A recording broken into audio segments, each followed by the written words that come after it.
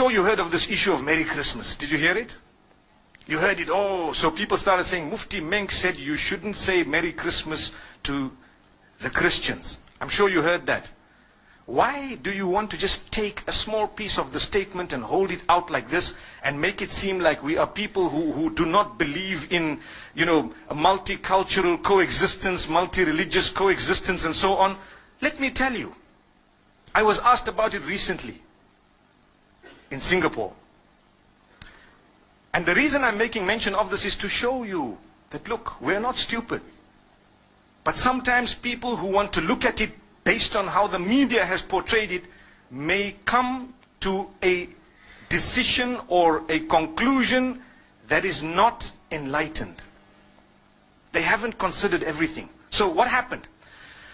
You see, I grew up in Zimbabwe.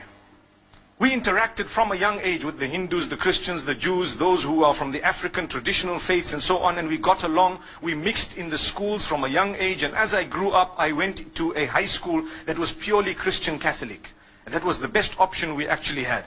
They allowed me whatever I had, and obviously we catered for them, they catered for us. There was a lot of respect, and that's how we developed. Okay?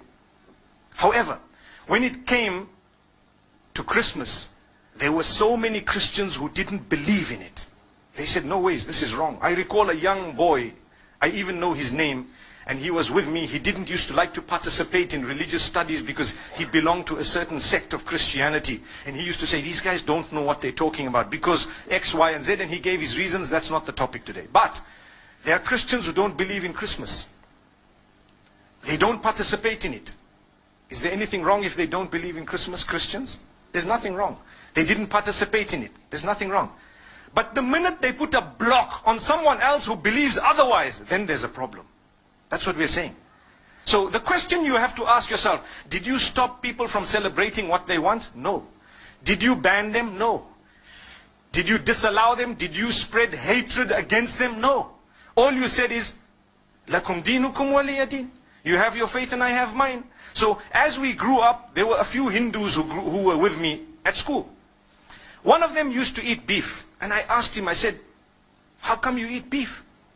Isn't this supposed to be one of the gods that you consider, a god with respect to them, with due respect to them? But he says, no, this is a special beef. I didn't understand that, but it was just that, okay, I'm not such a strict Hindu. That's what it meant.